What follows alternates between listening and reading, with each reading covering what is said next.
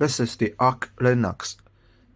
I use the Loongson 3a6000 with GPU Loongson lg110 running this latest kernel 6.6, but lg110 GPU by Loongson 3a6000 chipset couldn't run it in this default kernel, and I couldn't install the driver as well because it is Debian, and also very not so convenient because the architecture is the long 64.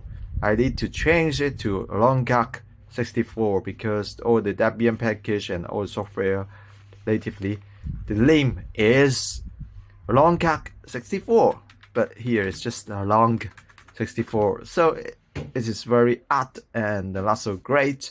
And try to run a game with this GPU, with this LLVM pipe, the virtual GPU.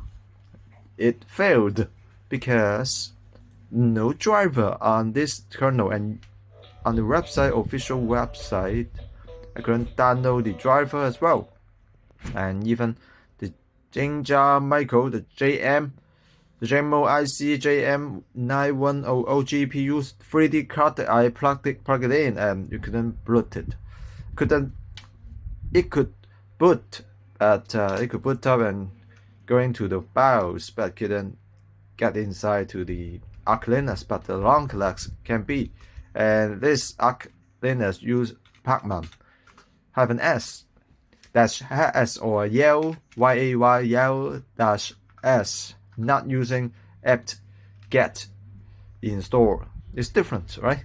And so not so convenient, and also you need to change the architecture to long 64 and for the Debian package, and you couldn't install it because there are so many dependency, and that you use pacman to install them, couldn't.